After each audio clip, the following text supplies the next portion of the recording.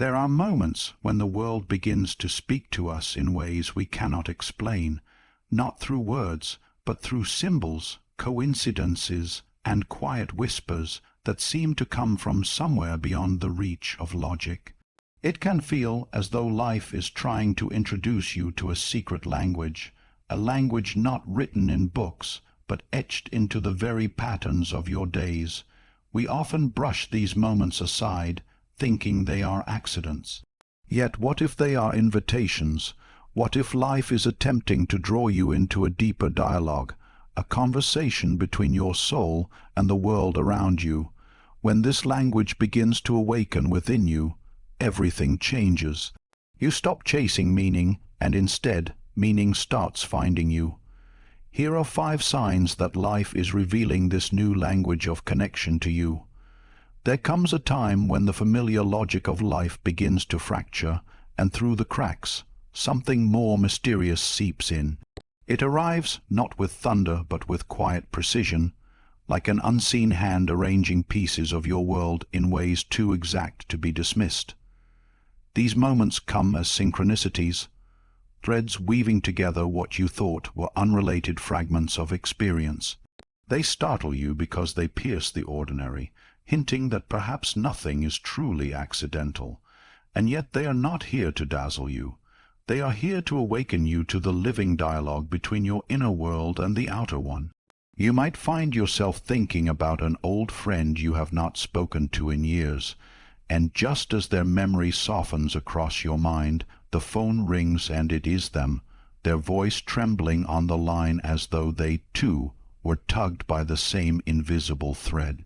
Or you sit in a cafe, torn by a decision that has knotted your thoughts for days, and from the table behind you comes a line of conversation so exact, so piercingly relevant, that it feels as though the universe leaned over and whispered an answer into your ear. In these moments, you are no longer just a solitary figure moving through a random world. You are a participant in a hidden conversation, and the world becomes animated with meaning.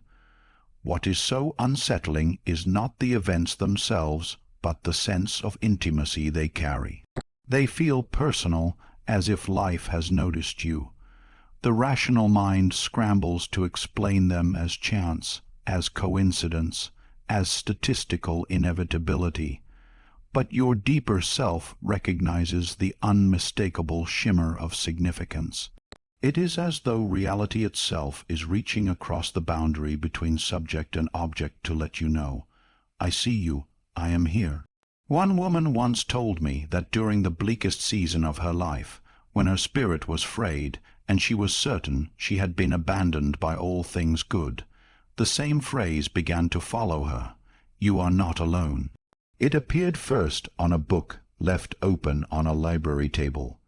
Then in bold letters on a billboard she passed every morning, then scratched into the side of a bus stop, then spoken softly by a child to her mother on a park bench as she walked by. The words came from different mouths and different places, yet each time they struck the same chord deep within her.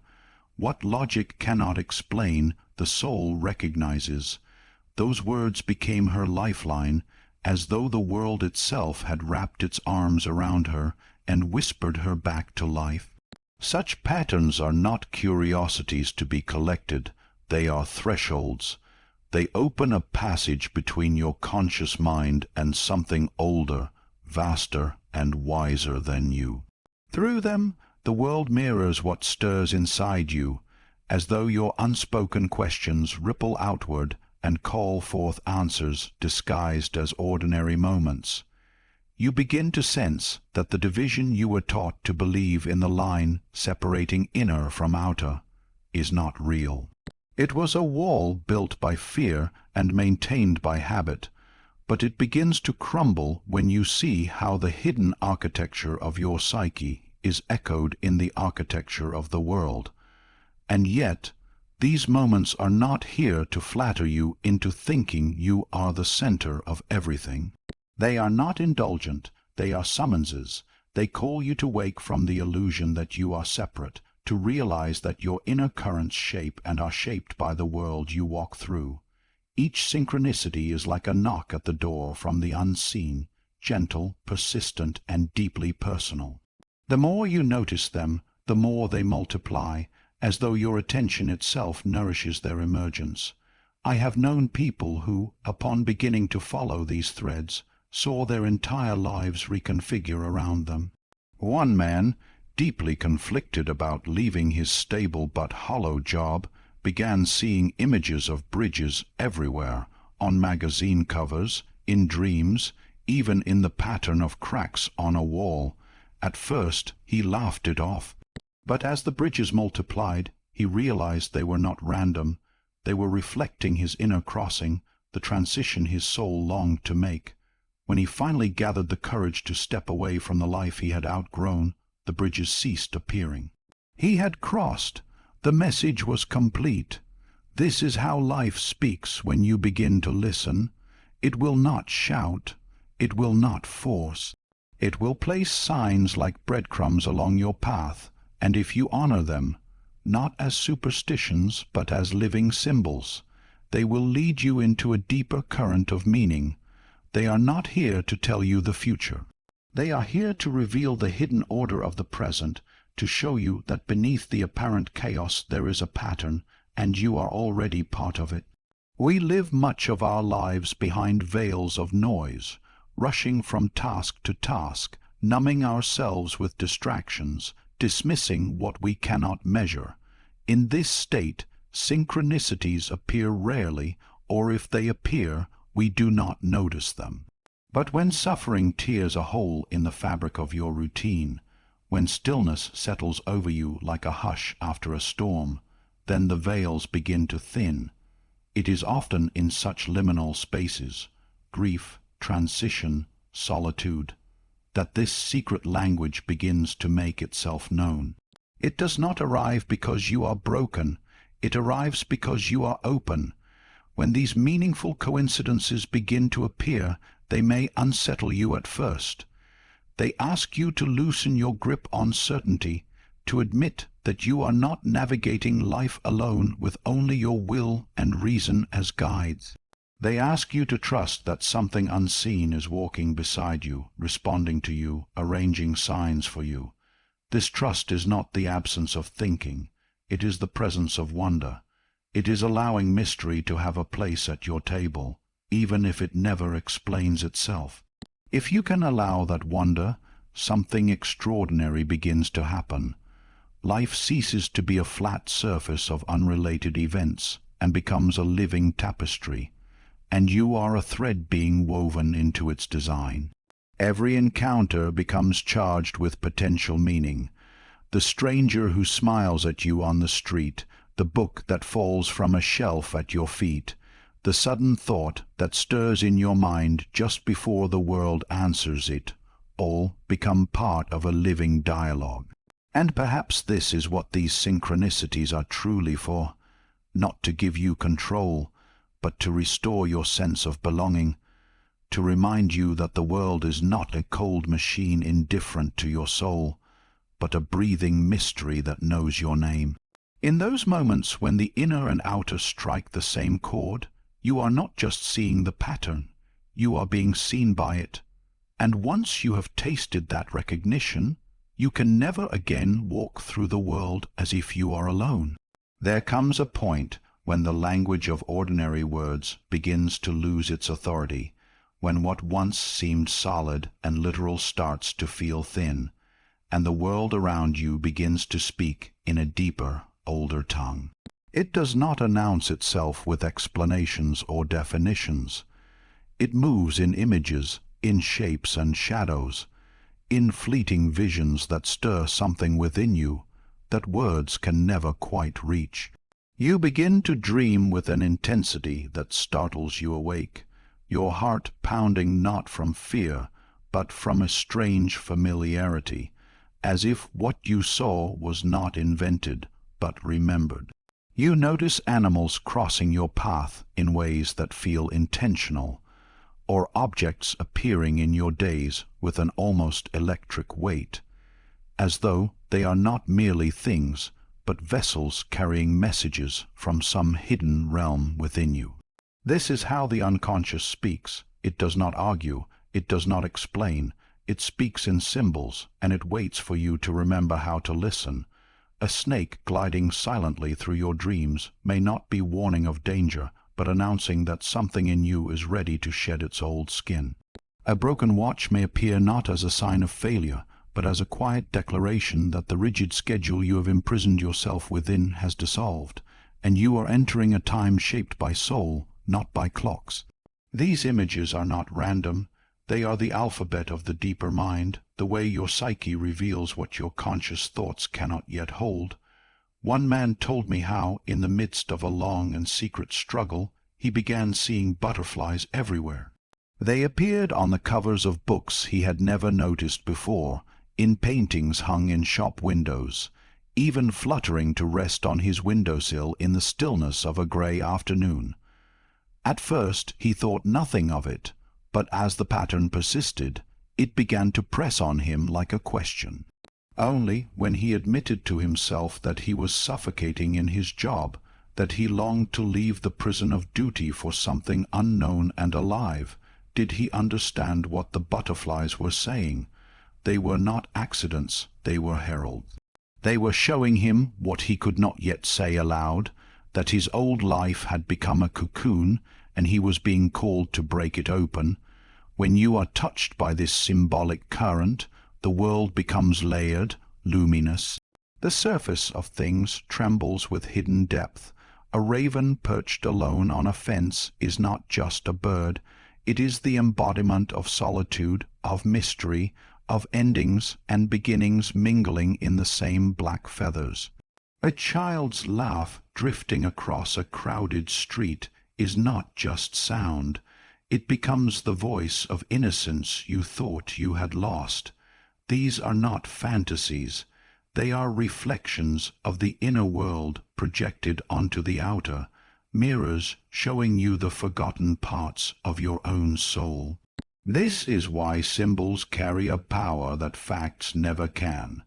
Facts tell you what something is. Symbols reveal what it means. A fact can inform the mind, but a symbol transforms the heart. It stirs emotions you did not know you were carrying, pulls you toward possibilities you cannot yet name. It bypasses the gatekeeper of logic and speaks directly to the ancient part of you that has always known how to listen to the language of myth, dream, and story. But this awakening can be unsettling, even disorienting. We are trained to trust only what can be measured and explained, and so when symbols begin to speak louder than words, the rational mind panics. It demands certainty, clarity, definition. It wants to pin the butterfly down with a label, to dissect the dream until nothing living remains. Yet the very nature of symbols is that they resist capture. They are alive, and like all living things, they wither under the knife of analysis. To walk in the realm of symbols is to allow mystery to remain whole, to accept that meaning can be felt long before it is understood. In this way, symbols are not answers but openings. They are not the destination, they are the door. They invite you to move beyond the shallow surfaces of life, to see not just what things are but what they are trying to become. The old self, bound by fear and control, wants to interpret them quickly, to reduce them to something manageable. But the deeper self knows they must be carried like sacred seeds, allowed to grow in the dark soil of the psyche until they reveal their full shape. Sometimes this symbolic current arrives not in dreams or chance encounters, but through the sudden haunting beauty of art, music, or nature. You might stand before a painting and feel tears rise without knowing why, as if the colors are speaking directly to something wordless in you. Or you might hear a fragment of music that seems to open a hidden chamber inside your chest, releasing an ache that has been sleeping there for years. In these moments you are not simply perceiving something external, you are recognizing yourself in disguised form. The symbol is a mirror, and what you see within it is what has been waiting in silence for you to return. To live in dialogue with symbols is to live more deeply, more truthfully. It is to walk through the world knowing that everything you see may also be something unseen, that the stone you pick up might carry the weight of endurance, that the river you watch flowing past might be the voice of time reminding you to let go.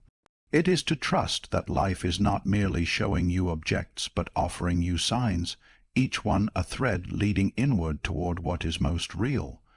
When you begin to see this way, you can no longer move through life as a passive observer. You become a participant in the unfolding of meaning. The world is no longer a collection of unrelated things. It becomes a living story, and you are one of its characters and one of its authors at once. The symbols that rise around you are not intrusions from outside. They are the expressions of your own depths, drawn up like water from a hidden well, seeking to shape your outer life to match your inner truth. And perhaps this is the quiet miracle that the soul, though buried under years of noise and distraction, never stops speaking. It speaks in the only language it has ever known, the language of symbol. And when you begin to listen, truly listen, the world transforms from a flat map of surfaces into a living myth, and every leaf, every shadow, every fleeting image becomes part of a sacred alphabet spelling out who you are becoming. There comes a moment when the familiar rhythm of your inner life begins to shift, and feelings you once managed like neat, small flames erupt into waves that move through you with startling force. What used to pass as moods now arrive as tides, swelling and breaking without warning, carrying fragments of something ancient and unspoken. It can feel disorienting, even frightening, to be so suddenly porous to the world. A song you have heard 100 times before cracks you open as though it were written from the marrow of your own heart. The sight of a stranger's quiet sorrow pulls at you with an ache you cannot explain. The walls you built to hold your heart steady seem to be dissolving, and though you try to hold yourself together, some deeper part of you understands. You are not falling apart. You are finally being touched. These surges of feeling are not random storms. They are the first evidence that your heart is being attuned to a new frequency of connection. For so long, you may have walked through life wrapped in layers of numbness, convinced that strength meant distance, that safety meant control. But when this hidden language of connection begins to awaken, emotions no longer behave like reactions to external events. They become revelations. They rise from within you like forgotten messengers, bearing truths you had locked away because you feared they would undo you. Consider the person who has always buried their grief so deeply that even they have forgotten its shape. They have lived efficiently, politely, untouched. Then, one day, a stranger offers them an unexpected kindness, a door held open, a gentle word, and suddenly their eyes are wet. They try to laugh it off, to hide the trembling in their chest, but something irreversible has begun. The ice that separated them from others has cracked. Warmth seeps in. What seems irrational is actually a sign that life is softening the armor that once protected them, but also imprisoned them. To feel this deeply can be terrifying because it threatens the illusion of control. We are taught to believe that maturity means mastering our feelings, trimming them down to fit the narrow corridors of reason. But emotions are not obstacles to be conquered.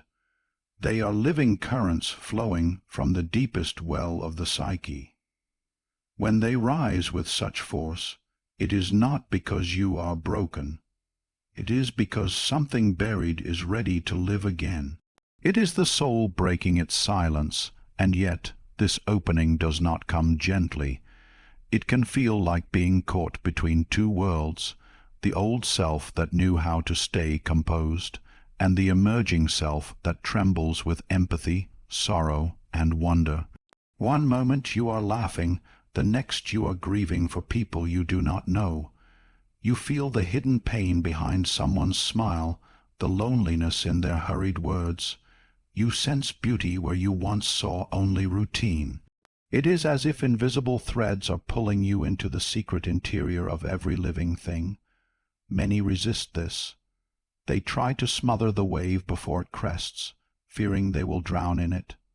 But the truth is that these waves come not to destroy you, but to carry you somewhere truer. They come to break down the walls that kept you isolated, not only from others, but from your own depths. What you are feeling so strongly is not weakness. It is the raw power of life moving through you, dissolving everything that is false so that what is real may finally breathe. There is a quiet paradox here. The more you allow yourself to feel, the more you discover that these emotions are not just yours. They are part of something collective, something ancient. When you weep at a song, it is not only your personal sorrow that spills out. It is the grief of generations, the longing of countless unnamed hearts resonating through you. When you are flooded with compassion for someone you once resented, it is as though the invisible roots connecting all human lives have been illuminated, and for an instant you see that there was never any separation. This is why these emotional currents are not interruptions to your path. They are the path. They are the soul's way of reminding you what truly matters. Not achievements, not appearances, but the living bonds between all things. They are stripping away the distractions that dulled your sight, asking you to feel life directly without armor. It is painful because it is honest. It is overwhelming because it is vast, and yet it is the only thing that has ever had the power to make you whole. In these moments of emotional intensity, you are being reintroduced to your own humanity. You are remembering that to be alive is not to stand apart from the world, analyzing it from a safe distance, but to be immersed in its mystery, trembling with it, bleeding with it, rejoicing with it. This is the language of the heart, and once it begins to speak, you cannot unhear it. Some will tell you to suppress it, to harden again, to retreat to the old familiar numbness. But numbness is not peace, it is exile. It keeps you safe, yes, but it keeps you small. Life is not asking you to be small anymore. It is asking you to be vast enough to hold your own sorrow and the sorrow of others, to let your compassion become strong enough to weather grief without turning bitter, to let your tenderness become fierce enough to protect what is sacred. And so, when these waves of feeling rise within you, do not run from them. Let them move through you like rivers carving canyons. They are reshaping the landscape of your inner world so that something new can grow there.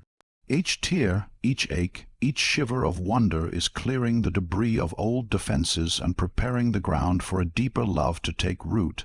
There is a reason this stage feels like unraveling. You are being undone, but only so you can be rewoven.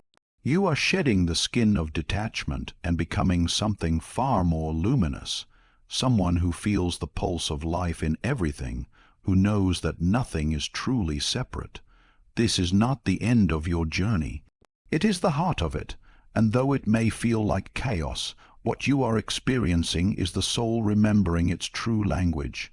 It has been silent for so long, and now it is speaking in the only way it knows how, in tides of emotion powerful enough to carry you home. There comes a moment when the colors of the world begin to dim, not because they have lost their brilliance, but because your eyes are now searching for something beyond their surface. The music that once made you dance without thought no longer stirs your soul. The endless chatter of trivial conversations begins to echo as empty noise. The stream of images and opinions that flood your days loses its power to captivate you. It is not boredom that creeps in, it is awakening. What is happening is not the death of joy, but the birth of yearning, a yearning not for more, but for deeper. You find yourself no longer compelled to keep up with the ceaseless rhythm of distraction that the world insists is living. The constant checking, comparing, reacting begins to feel like drinking from an empty cup. You put down your phone and notice your own breathing. You walk outside at night, and instead of checking your messages, you look up at the sky. And in the silence, you hear something stirring within you that no external stimulation can satisfy. It is the pull of the soul, asking not for entertainment, but for encounter. A woman once told me she used to spend her evenings scrolling endlessly through social media, chasing the fleeting rush of novelty. One day, without knowing why, she bought a set of paints. She had not painted since she was a child. At first, the colors bled clumsily across the page, her hands unsure. But soon, something began to pour out of her, not pictures, but pieces of herself that had long been waiting. She said, "It was like something in me woke up." That awakening did not come from adding more noise to her life, but from daring to turn it off. When you choose depth, you are no longer trying to escape your inner world. You are entering it, and this feels terrifying at first. Distraction has been a shield. It has kept the pain blurred, the questions buried, the truth muffled. To turn away from distraction is to invite everything you have avoided to come forward. Old griefs rise from the depths unhealed. Forgotten dreams whisper again. You begin to feel the full weight of your own existence. Yet it is only by facing this weight that you can discover the roots of your being. Depth requires courage, but it is the only soil where transformation grows. There is a reason silence feels so sacred when you are on this path. The world teaches us that silence is emptiness, but it is not. It is fullness. It is where the unseen speaks. In silence, you notice the subtle movements of your inner life, the flicker of intuition, the gentle tug of longing, the faint threads that connect you to something larger than yourself. Depth cannot be shouted. It can only be heard when the noise subsides. This is why the great shifts in life often begin quietly, not in applause, but in stillness, not when you conquer something outside you, but when you sit long enough with yourself to finally hear what has always been waiting. Depth also changes how you see others. Distraction makes people into characters in your story, but depth allows them to become souls. You begin to ask different questions. Not what do they offer me, but who are they really beneath their masks? A friend's silence becomes as meaningful as their words. A stranger's tired eyes tell you more than their polite smile. You stop needing others to impress you, because you are no longer seeking stimulation. You are seeking connection. And connection cannot exist in the shallow current of distraction. It can only live in the still waters where you dare to see and be seen. Even nature begins to speak differently. The same tree you passed without noticing now stops you in your tracks. You see its patient strength, its silent endurance through seasons. The wind carries voices that you never heard before. The river, which once was just background to your busy mind, becomes a mirror for something eternal inside you. It is as if the world is revealing its soul precisely because you have stopped running past it. The outer world deepens as your inner world awakens. Some will say you are becoming antisocial, distant, withdrawn. But this is not withdrawal, it is return. You are not turning away from life, you are turning toward its center. You are no longer content to skim the surface, you are diving. And though this descent may separate you from the crowd, it will unite you with what is most human. The paradox is that when you allow yourself to go inward, you become capable of loving more deeply, listening more fully, living more truly. Choosing depth over distraction is not a rejection of the world. It is an act of devotion to its essence. It is how life teaches you a new language of connection, not the frantic language of accumulation and performance, but the ancient, quiet language of presence, When you walk this path, you will lose your appetite for noise. But you will gain something far greater, the capacity to stand in the stillness of your own soul and discover that you are not empty but vast.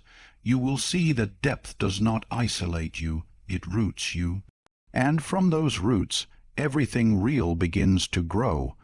There comes a moment when the illusion of separateness begins to dissolve, and what was once a distant philosophical idea suddenly becomes the most intimate truth you have ever known. It is not a thought, not a belief you convince yourself of, but a knowing that arrives like light breaking over a darkened horizon. You wake one morning and feel the pulse of the world beating inside your own chest. You notice how the wind brushes your skin as though it were greeting you. You hear the cry of a child and feel your own heart tighten in response.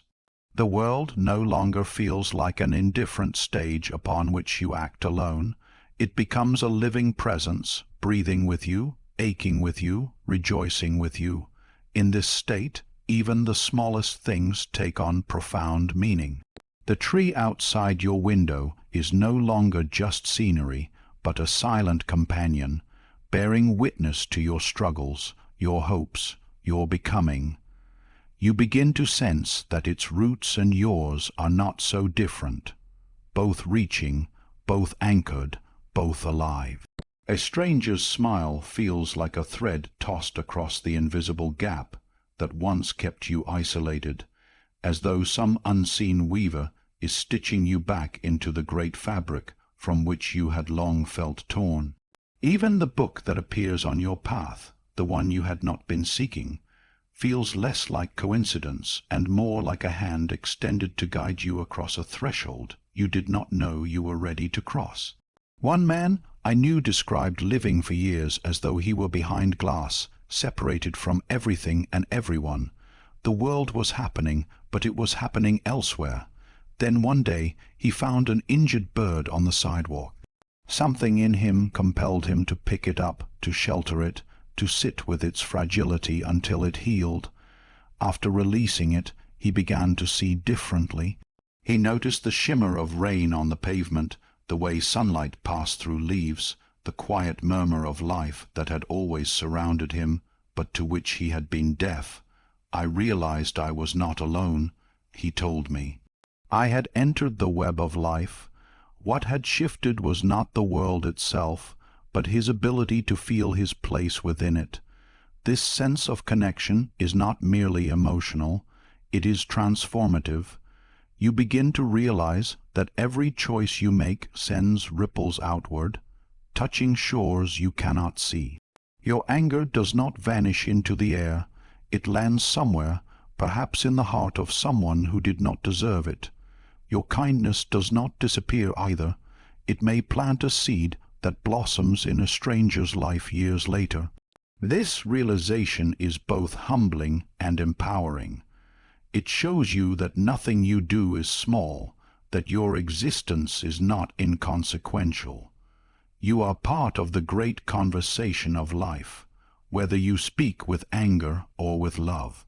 It can be overwhelming at first to feel this so deeply, to recognize that your pain is not just yours, but part of the larger pain of humanity can feel like too much to bear. And yet, it is strangely comforting to know that no grief is carried alone. Somewhere, someone has felt what you are feeling, and their survival becomes your silent encouragement. In the same way, when you encounter joy, it is no longer just your private moment, but a spark that joins a constellation of joy scattered across the world. You begin to see that you are never truly isolated in your experience, because you are stitched into a fabric so vast that every thread affects the others. This awakening often brings with it a reverence for life in all its forms. The insect on the windowsill is no longer a nuisance, but a tiny miracle. The person who once irritated you becomes, in some quiet way, your kin. Even those who hurt you are no longer just enemies. They are mirrors, carrying pieces of the same brokenness you have known in yourself. Compassion blooms where there was once only judgment. You see that we are all tangled in the same web, all stumbling toward wholeness, all carrying burdens we do not fully understand. In this space, you may begin to feel the earth itself as a living being. You sense its rhythms, its patience, its wounds. You feel sorrow when it suffers, gratitude when it nourishes you.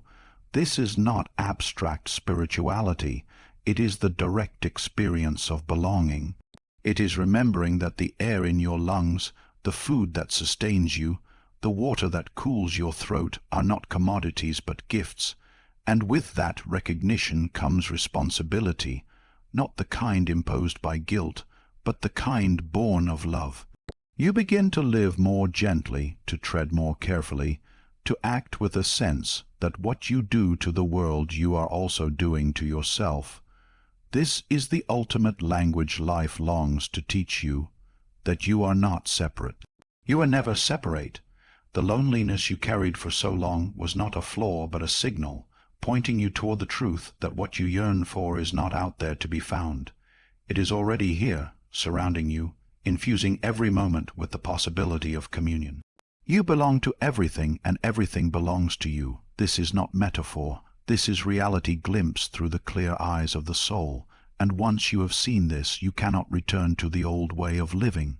You cannot treat life as an object, nor other people as obstacles or tools. You cannot ignore the quiet beauty shimmering around you, nor the suffering that calls for your compassion. You begin to walk more slowly, to listen more carefully, to speak more truthfully. You begin to live as though every gesture matters, because it does. You live as though every being is sacred, because they are. This sense of connection does not make life easier. In fact, it may make you more vulnerable, more tender, more willing to ache for the world. But it also makes you more whole. It gives meaning to your joy and dignity to your suffering. It shows you that nothing is wasted, not even pain, because all of it is part of the great weaving that is shaping you, shaping all of us. And perhaps this is what it means to be fully alive, to feel the threads of connection humming beneath your skin, to know that every breath is shared with the trees, every heartbeat echoes in the great rhythm of existence, every step you take ripples outward into a future you may never see. It is to live not as a solitary figure wandering a barren landscape, but as a participant in a living, breathing mystery. Once you sense this web, you are no longer merely surviving, you are belonging. And belonging, more than anything else, is what the soul has been asking for all along. When these signs begin to appear, synchronicities, symbols, waves of emotion, the pull toward depth, and the vision of interconnection, understand that life is not testing you. It is speaking to you. It is inviting you to become fluent in the ancient, wordless language of the soul, a language that will guide you not just to connection with others, but to the wholeness that has been waiting quietly within you all along.